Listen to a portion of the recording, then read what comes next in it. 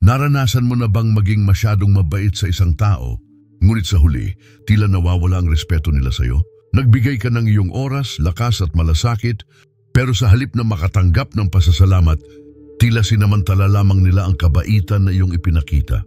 Parang anuman ang gawin mo para sa kanila, hindi ito kailanman sapat. At sa huli, ikaw pa ang nakaramdam ng pagiging maliit, hindi pinapansin at tila ginagamit. Hayaan mong ikwento ko ito sa'yo. Ilang taon na ang nakalipas.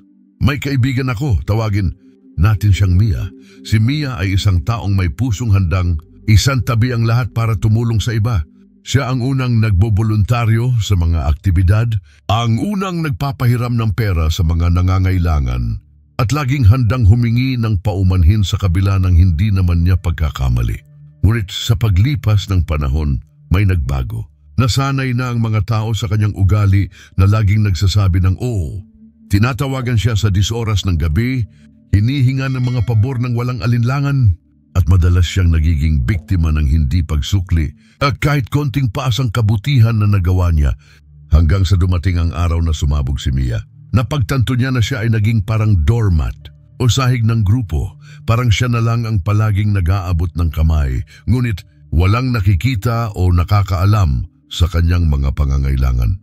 Siya ay pagod, punong-puno ng sama ng loob, at ang pinakamasakit sa lahat, pakiramdam niya ay wala siyang halaga. Pamilyar ba ang karanasang ito?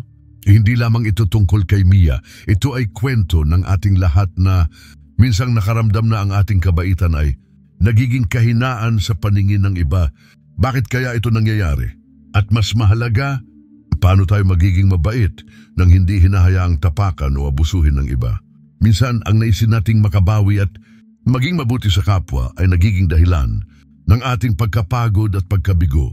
Kaya mahalaga na maunawaan ang balanse sa pagitan ng pagiging mabait at pagtayo para sa sarili. Dapat tayong maging mapanuri sa mga tao at sitwasyon sa paligid natin. Sa ating paglalakbay, dapat nating tuklasin kung paano mapanatili ang kabaitan na may kasamang respeto para sa sarili. Sa dulo ng usapan na ito, magkakaroon ka ng mas malinaw na ideya kung paano pagbalansehin ang kabaitan at katatagan, kung paano magbigay ng may hangganan, at kung paano ipahayag ang iyong mga pangangailangan sa isang konstruktibong paraan. Ipinapakita ng ating kwento na habang mahalaga ang pagiging mabait sa kapwa, mahalaga rin ang pagtutok sa sariling halaga at paglaban sa mga sitwasyon na maaring pagsawaan ng ating kabaitan. Hindi mo kailangang magbago. Ang kailangan lamang ay malaman kung paano maging tunay na mabait sa tamang paraan, sa mga tamang tao at sa tamang pagkakataon. Sa huli, ang kabaitan ay dapat na maging isang lakas, hindi kahinaan. Magsimula tayo dito at tuklasin ang daan patungo sa isang mas balansing at mas makabuluhang buhay. Ang doormat syndrome, ito ang katotohanan. Kapag masyado kang mabait, madalas itong makita bilang isang paanyaya upang samantalahin ka. Tinatawag ito ng mga psychologists na doormat syndrome. Ang pattern na ito ay nangyayari kapag palaging inuuna mo ang mga pangangailangan ng iba kaysa sa sarili mong kapakanan. Sa paglipas ng panahon, hindi ka na itinuturing bilang isa sa kanilang mga kapantay, kundi bilang isang kasangkapan na maaring gamitin ayon sa kanilang kagustuhan. Isipin mo ito, kung ikaw ay palaging nagpaparaya, umaayon sa mga kapwa mo, at nagbibigay ng iyong oras at lakas sa mga pangangailangan ng iba, bakit iisipin ng iba na may hangganan ang iyong kabaitan? Ang kabutihang loob na dati mong ipinapakita ay nagiging inaasahan ng mga tao sa iyong paligid na akala nila ito ay isang obligasyon, hindi isang kusang loob na kilos ng malasakit. Sa isang halimbawa, isipin mong nagtatrabaho ka sa isang kumpanya. Palagi kang nagpapalipas ng oras para tapusin ang mga takdang gawain, kumukuha ng karagdagang proyekto, at sumasalo sa mga pagkakamali o kakulangan ng ibang tao. Sa simula, iniisip mong ang mga ito ay magdadala sa iyo ng respeto o posibleng promosyon. Ngunit sa katagalan, ang resulta ay kabaligtaran. Lalong dumadami ang iyong trabaho, ngunit wala kang nakukuhang dagdag na sahod, promosyon, o kahit isang simpleng salamat mula sa mga kasamahan mo. Bakit ganito? dahil natutunan nilang palagi kang handang sumang-ayon at hindi tumanggi. Ang tunay na problema ay hindi ang iyong pagiging mabait, kundi ang iyong kawalan ng hangganan. Kung ikaw ay walang itinatag na mga hangganan, ang mga tao sa iyong paligid ay patuloy na susubok sa iyo hanggang sa makita nila kung gaano katagal ka papapayag. Kung hindi mo tukuyin at ipaglaban ang iyong mga sarili na hangganan, hindi mo mabibigyang halaga ang iyong sariling ikabubuti. Huwag kalimutang ang tunay na kabaitan ay nagmumula sa paggalang sa sarili. Mahalaga ang iyong mga pangangailangan at nararapat mo rin itong bigyang pansin. Ang pag-aaral na mamuhay na may hangganan ay hindi lamang makakabuti sa iyong sarili, kundi makatutulong din sa iba, sapagkat ito ay nagiging batayan ng isang mas malusog at mas produktibong relasyon. Sa pamamagitan ng pagtatakda ng mga hangganan, makakamit mo ang balanse at makapagbibigay pa rin ng kabutihan, ngunit sa paraang hindi ka na masasaktan o masasamantala. Ang Stoic na diskarte, kabaitan na may katatagan, dito pumapasok ang Stoicism. Isang pilosopiyang nagmula sa sinaunang Greece na nagbigay diin sa katatagan ng isip at tamang pag-uugali sa harap ng mga hamon ng buhay. Ang mga sinaunang Stoic, gaya ni Seneca, Epictetus, at Marcus Aurelius, ay may mga pananaw tungkol sa kabaitan na malalim at makabuluhan. Sila ay naniniwala na ang kabaitan ay mahalaga, ngunit hindi ito dapat umiral sa kapinsalaan ng ating paggalang sa sarili. Para sa kanila, ang tunay na kabutihan ay hindi lamang nakatuon sa pagiging mabuti sa iba. Ito rin ay nakasalalay sa kakayahang maging mabuti at mapag-alaga sa ating sarili. Si Marcus Aurelius, ang Stoic na emperador ng Roma, ay isang perpektong halimbawa ng pagkilos batay sa prinsipyong ito. Kilala siya sa kanyang hindi matitinag na pagkamapagbigay, habag at katarungan. Ngunit hindi niya hinayaang abusuhin siya ng iba. Isang mahalagang aral mula sa kanyang buhay ay ang pagkilala na ang kabaitan na walang hangganan ay hindi tunay na kabaitan. Na sa halip, ito ay maaaring maging anyo ng pagpapabaya sa sarili. Alam niya na ang pagiging mabuti sa iba ay dapat umayon sa ating sariling mga pangangailangan at mga limitasyon. Hindi ito dapat maging dahilan upang tayo ay masaktan o maapektuhan ng iba sa masamang paraan. Ngayon, paano natin maisasabuhay ang prinsipyong ito sa ating mga araw-araw na gawain? Upang maisabuhay ang Stoic na diskarte, mahalaga na tayo ay maging mapanuri sa ating mga pagkilos at saloobin. Narito ang ilang mga hakbang upang maging kabaitan na may katatagan. Kilalanin ang sariling hangganan. Bago tayo magbigay ng tulong o suporta sa iba, dapat nating alamin ang ating sariling mga kakayanan at limitasyon. Mahalagang bigyan natin ng puwang ang ating sarili para sa sariling pangangalaga, sapagkat ang pakikipagsapalaran na maging mabuti sa iba habang pinapabayaan ang sarili ay hindi sustainable. Magtakda ng malinaw na mga hangganan. Sa pagkilos ng kabaitan, mahalagang magkaroon ng malinaw na mga hangganan upang maiwasan ang pagsasamantala sa ating kabutihan. Dapat tayong matutong sabihin ng hindi kung kinakailangan at hindi tayo dapat magalit sa ating sarili dahil sa pagpili ng ating sariling kapakanan. Magsanay ng empatiya at paghahatid ng mabuting halimbawa. Ang kabaitan ay hindi lamang nagpapakita sa mga konkretong aksyon, kundi pati na rin sa ating mga saloobin. Subukan nating maunawaan ang pinagdadaanan ng iba at magbigay ng tulong sa paraang nakabuti rin sa ating sarili. Mag-reflect at mag-meditate. Isama sa araw-araw na gawain ang pagmumuni-muni at pagninilay. Ang mga nakasulat na turo ni Marcus Aurelius ay magandang basehan para sa pag-iisip. Sa pamamagitan ng pagninilay, maaari tayong makahanap ng mga paraan upang maisabuhay ang kabaitan na may katatagan. Tanggapin ang hindi may iwasan. Sa buhay, hindi may iwasan ng mga hadlang at pagsubok. Bago tayong kumilos, dapat tayong magkaroon ng isang malinaw na pag-unawa na ang mga hindi magandang sitwasyon ay parte ng buhay. Ang pagharap sa mga ito na may katatagan at kabaitan ay isang pagsasanay para sa ating pagunlad. Sa sumatotal, ang Stoic na diskarte ay nag-aanyaya sa atin na balansihin ang ating kabaitan para sa iba kasama ng paggalang at pagmamahal sa ating sarili. Ipinapakita nito na ang tunay na kabutihan ay hindi lamang nakasalalay sa ating mga aksyon, kundi pati na rin sa ating pag-unawa sa ating mga layunin at kakayanan. Sa ganitong paraan, maaari tayong maging hindi lamang mabuting tao, kundi mga individual na may katatagan na handang humarap sa mga hamon ng buhay ng may dignidad at tawa. Bakit tinutulak ng tao ang iyong hangganan? Isang bagay ang dapat mong tandaan. Susubukan at susubukan ng mga tao ang hangganan mo. Natural ito sa tao dahil bahagi ng ating likas na pagkatao ang pagtuklas at pagsubok sa mga limits ng iba. Maging kaibigan, katrabaho o kapamilya, susubukan nilang makita kung hanggang saan sila makakakuha ng walang kapalit. Ang ganitong pag-uugali ay hindi laging masama.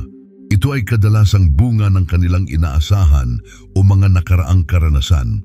Ngunit ito ang mahalagang bagay na dapat isaisip. Kung hindi ikaw ang magtatakda ng limitasyon mo, ibang tao ang gagawa nito para sa iyo. At madalas, ang limitasyong iyon ay hindi magiging pabor sa iyo. Sa madaling salita, kung ikaw ay hindi magiging matatag sa iyong mga hangganan, maaari kang mapahamak o mapabayaan. Halimbawa, sa isang grupo ng magkakaibigan, laging may isang tao na nauuwi sa pagiging tagabayad ng pagkain, tagapahiram ng pera o laging nagpaparaya sa mga desisyon. Sa simula, maaaring walang masama sa pagiging mapagbigay, subalit kung ito ay palagian ng nagiging ugali, ang proseso ay nagiging hindi patas para sa kanya. Kung hindi siya magsasalita, ang grupo ay patuloy na kukuha. Hindi dahil masama sila, kundi dahil natutunan nilang ayos lang ito. Ang ganitong sitwasyon ay nagiging sanhi ng sama ng loob at pagkapagod para sa taong lagi na lamang nagpaparaya.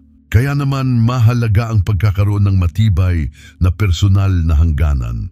Sa ganitong paraan, ang iba ay makakapag-adjust at matututong igalang ang iyong mga pagnanais at pangangailangan. Ang pagtutok sa sariling kapakanan ay hindi lamang makaakit ng respeto mula sa iba, kundi nagbibigay din ng mas malalim na pag-unawa sa sarili.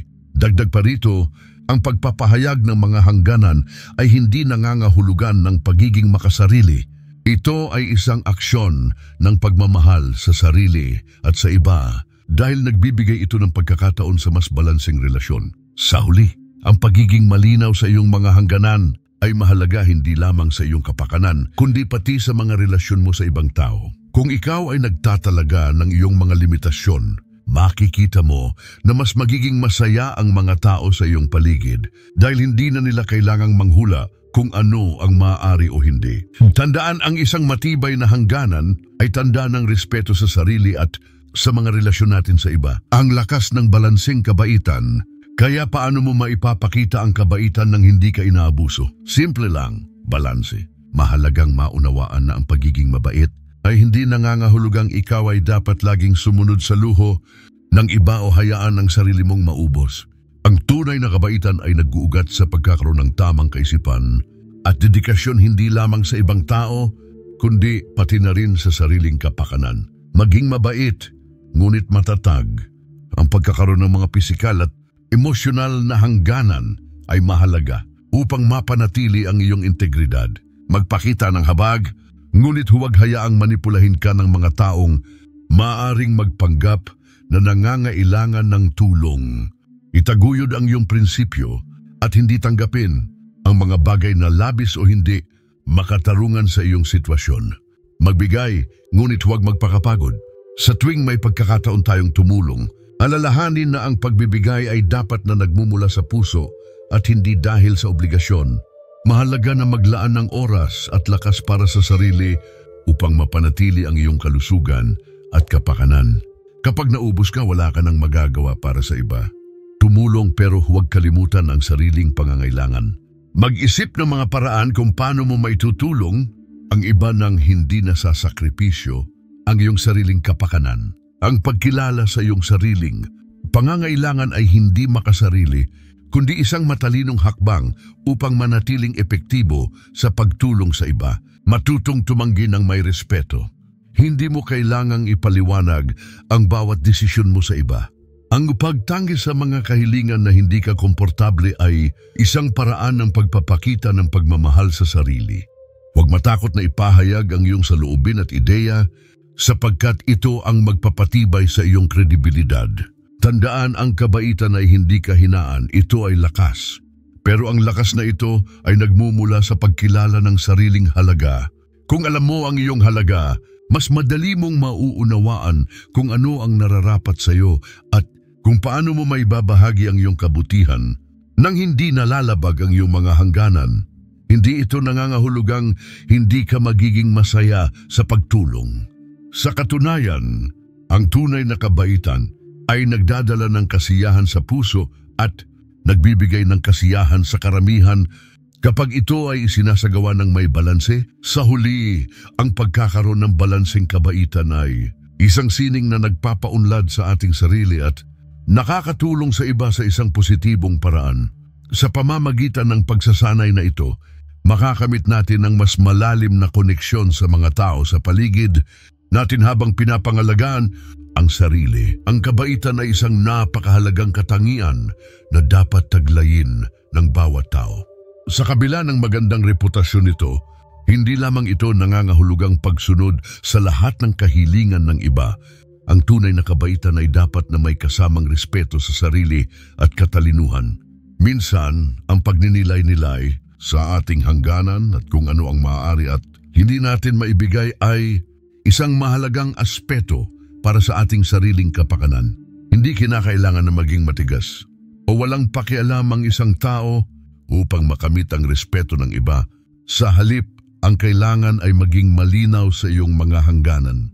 Sa pamamagitan ng pagkakaroon ng tiwala sa iyong sarili at sa iyong mga desisyon, maaari mong ipakita ang iyong kabaitan nang hindi na de-depress o napapabayaan ng iyong sariling mga pangangailangan at prinsipyo. Gaya ng itinuro ng mga Stoic, ang tunay na kabaitan ay hindi simpleng pagiging sunod-sunuran. Mahalagang tandaan na ang pagiging mahabagin ay hindi nangangahulugan ng pagwawalang bahala sa sarili. Ang tunay na kabaitan ay ang pagkakaroon ng kakayahang makiramay sa iba habang nananatiling matibay sa sariling paninindigan. Sa ganitong paraan, tayo ay nagiging mas mabuting tao, hindi lamang para sa ating kapwa, kundi pati na rin sa ating sarili. Kaya sa susunod na may mga tao na susubok samantalahin ang iyong kabutihan, alalahanin na maaari kang maging mabait at matatag ng sabay. Ang pagkakaroon ng malasakit at pagiging matatag ay hindi nag-uugnay sa isa't isa. Sa halip, sila ay nagtutulungan. Sa ganitong paraan, may papakita natin ang ating tunay na kakayahan bilang mga individual na may pagmamalasakit sa bawat isa. Maraming salamat sa iyong oras at paglaan sa panunood ng ating talakayan. Inaasahan ko ang iyong muling pagbalik sa susunod na pagkakataon at naway patuloy nating mahalin at igalang ang ating mga sarili habang hinahanap ang tamang balanse ng kabaitan at katatagan. Hanggang sa muli,